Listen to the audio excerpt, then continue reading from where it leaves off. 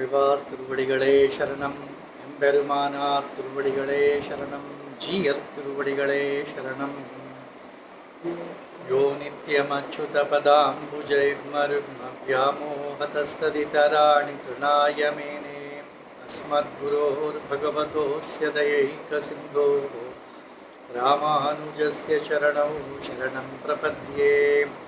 ராமானுஜாயதி ராமானுஜாயதி ராமானுஜாயதி ராமானுஜா ராமானுஜாயதி ராமானுஜாயதி ராமானுஜாயதி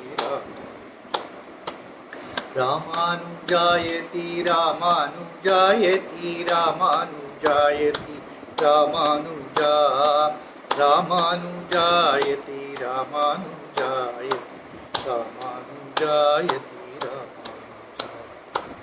ராமானுஜாயதி ராமானுஜாயதி ராமானுஜாயதி ராமானுஜா ராமானுஜாயதி ராமானுஜா ராமானுஜாயதி ராமானுஜா.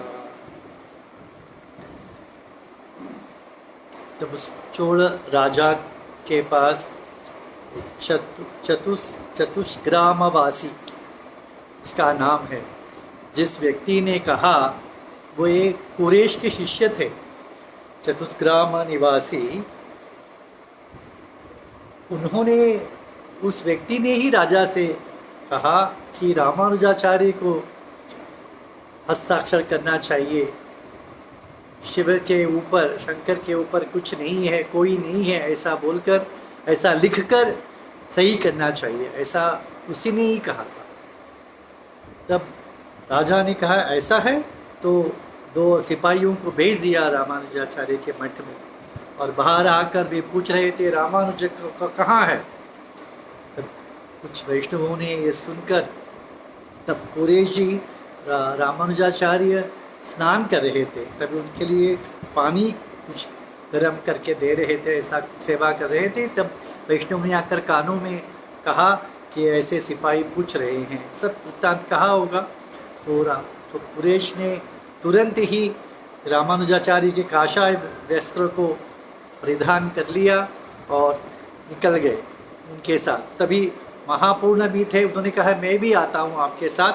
तो वे भी वयोवृद्ध, बहुत वयोवृद्ध, वे भी निकल गए. और यहाँ पर रामानुजाचार्य ने स्नान करने के पश्चात काषाय वस्त्र की मांग की. तो उदलियानंद स्वामी ने कहा कि कुरेश पहनकर चले गए राजा के दरबार में. तो रामानुजाचार्य ने उनके सफ़ेद वस्त्र, कुरेश के सफ़ेद वस्त्र को या सफ़ेद पहनकर बाहर आए, सब वृत्तांत जान लिया और कहा अब क्या करना चाहिए. भगवान से तो लोगों ने कहा कि आप, उदलियानंद स्वामी ने कहा कि आप यहाँ नहीं रहना चाहिए, हमें यहाँ नहीं रहना चाहिए, क्योंकि कोई भी कुछ भी हो सकता है यहाँ. तो भगवान के रंगराज के दर्शन के लिए रामानुजाचार्य गए. भगवान से कहा क्या लीला कर रहे हैं आप, और कहकर अनुमति लेकर चलने गए, और कुछ वैष्णवों के साथ वे निकल पड़े. कहाँ किस मार्ग में जाना है पता नहीं, जा रहे थे. और खबर आई कि राजा ने सिपाहियों को और भेजा है, और जो कोई है उनको भी पकड़ लाने के लिए. तो इसीलिए बहुत तेज़ी से जा रहे थे. तो रात हो गई. तो एक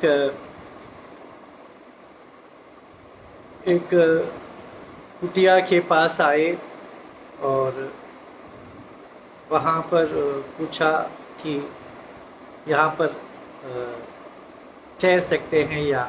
तो उन्होंने कहा कि आप लोग कहाँ से आ रहे हैं. वो एक शिकारी था, तो उन्होंने कहा कि हम श्रीरंगम से आ रहे हैं. तो ये सुनकर ही वो इतना परवश हो गया और कहने लगा वहाँ पर रामानुजाचार्य कैसे हैं, हमारे जगन्नाथ जी कैसे हैं. उन्होंने कहा आपको कैसा पता है रामानुजा रंगनाथ के बारे में. तो उस व्यक्ति ने कहा कि हम सब तुरमले नल्लान चक्रवर्ती के शिष्य हैं. तो उन्होंने जब हमें दीक्षा दी थी तब उन्होंने कहा कि हम सबके लिए परमाचार्य रामानुजाचार्य ही है, उनके चरणों को ही हमें उद्धार मानना चाहिए। तो इसीलिए मैं पूछ रहा हूँ कैसे है रामानुजाचार्य। तो उन्होंने कहा, तब उन्होंने कहा कि क्या यहाँ पर ये हम सब वृत्तांत सब सुनाया, तो वहाँ पर रहे और उनको क्या खाने के लिए दे तो कंदमूल आदि लाकर उनके कहा कि यही रामानुजा है। तो उनके चरणों में पकड़कर रोने लग गए वे शिकारी सब। कि देखिए ये अद्भुत संयोग जिसे हम कभी देख नहीं पाएंगे। उस ज़माने में यात्रा इतना आसान नहीं है, श्रीरंगम कहाँ, परंतु स्वयं आचार्य अपने घर में आ गए तो उसके चरणों में पढ़कर रोने लगा। तो फिर कंदमूल आदि उनको सब लाकर दिया और फिर एक रामानुजाचार्य ने उनमें से एक शिकारी को और अपने में से एक श्री वैष्णव को वहाँ पर भेज दिया, श्रीरंगम भेज दिया और बाकी लोगों के साथ उनमें से एक शिकारी ने इनको राह बताया तो आगे चलने लगे और दूसरे शिकारी के पास वो छोड़कर वो चला गया। तब उन्होंने कहा कि आप ये तो शिकार है, शिकारी है, हमारे यहाँ तो ये भोजन करेंगे नहीं। तो पास में एक गांव था, तो गांव में जहाँ एक ब्राह्मण कुटुंब था, तो उनके पास जाकर निवेदन किया कि मैं सब सामान दे देता हूँ, आप इनको प्रसाद बना के दे दीजिए। और रामानुजाचार्य उन शिष्यों को भी वहाँ लेकर छोड़कर आया।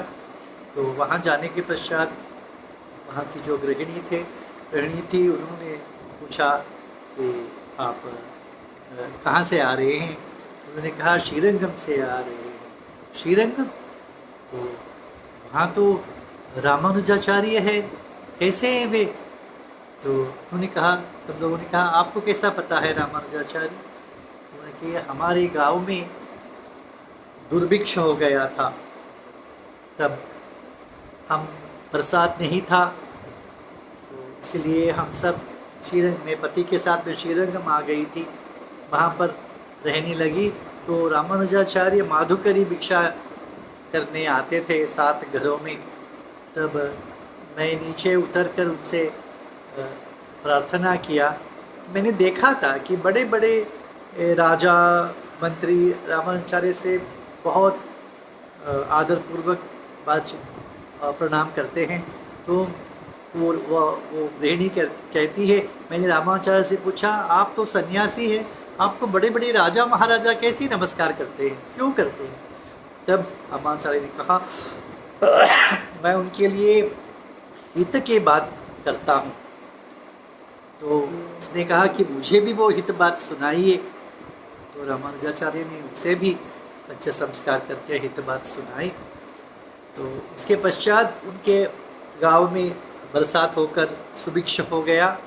तो मैं गांव के लिए निकलने वाली थी, तब रामाचार्य को दर्शन नहीं हुआ, तड़प रही थी। तभी वे पुनः माधुकरी के लिए आए थे। तब मैंने उनसे निवेदन किया कि हम जा रहे हैं, परंतु आपने जो मुझे उपदेश किया था उसे मैं भूल गई, आप कृपया करके पुनः एक बार मुझे वो उपदेश कीजिए। रामानुजाचार्य कृपालु पुनः द्वय मंत्र का उन्हें उपदेश किया, उसके अर्थ समझाए और इसने पूछा कि आप मुझे तिरुवाराधन के लिए कुछ प्रसाद तो दीजिए, आपके संबंध का कुछ दीजिए। तो रामानुजाचार्य ने अपने चरणों को पादुका से हटा लिया, उसे पादुका दे दी। उस पादुका लेकर मैं यहाँ चली आई, ऐसा उसने कहा। तो लोगों ने कहा ठीक है आप प्रसाद बनाइए। तो वो प्रसाद और एक किसी वैष्णव को कहा कि आप देखो वो क्या करती है। तो वैष्णव ने कहा कि उसने प्रसाद बनाया, फिर एक वहाँ पर भोग लगाया और कुछ काला काला लंबा सा कुछ था, उसका अभिषेक किया, फिर प्रसाद भोग लगाया। तब वो बहनी आई कि आप प्रसाद के लिए आ जाइए, सब बैठ जाइए। तब रामानुजाचार्य ने पूछा क्या था, क्या किया तुमने? कि मेरे पास भगवान के विग्रह तो नहीं, मेरे दिए आचार्य की दी हुई पादुका ही मेरे पास है, उसी की मैं अभिषेक करके भोग लगा उसमें लगाती हूँ। तो शिष्यों ने कहा कि इस पादुका, शिष्यों जब पादुका को देखा तब उन्हें समझ में आ गया कि रामानुजाचार्य की पादुका है। तो उन्होंने कहा उस गृहिणी से, आप यहाँ पर इस गोष्ठी में रामानुजाचार्य है क्या, आप तुम पहचान सकती हो?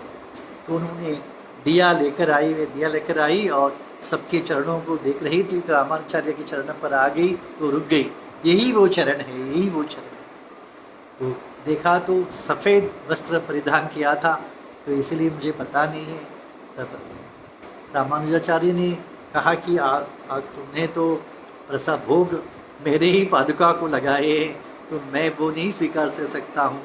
तो इसीलिए उसने फल आदि ले आकर रामानुजाचार्य को अर्पण किया। रामानुजाचार्य ने अपने वरदराज भगवान को उसको भोग लगाकर रामानुजाचार्य ने फल प्रसाद पाया, बाकी लोगों ने गृहिणी के दिया हुआ प्रसाद को पा लिया।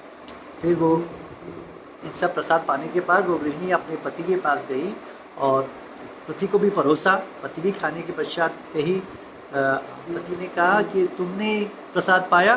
क्योंकि मैं कैसे प्रसाद पा सकती हूँ, नीचे श्री वैष्णव भूखे सो रहे हैं। उन्होंने झूठ ही कहा, भूखे सो रहे हैं, क्यों सो रहे हैं? आप तो रामानुजाचार्य के संबंधी नहीं, आप संबंध नहीं लिया है, संभाषण नहीं किया है, तो वो बोलते हैं हम नहीं प्रसाद पाएंगे और भूखे ही सो गए।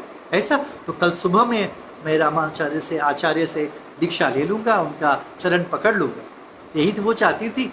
तो दूसरे दिन सुबह होते ही अपने पति को लेकर आकर आचार्य से कहा कि इन पर कृपा कीजिए। तो रामानुजाचार्य ने उस गृहिणी के लिए उसके पति पर कृपा की और समाज दीक्षा दी और वो प्रसाद।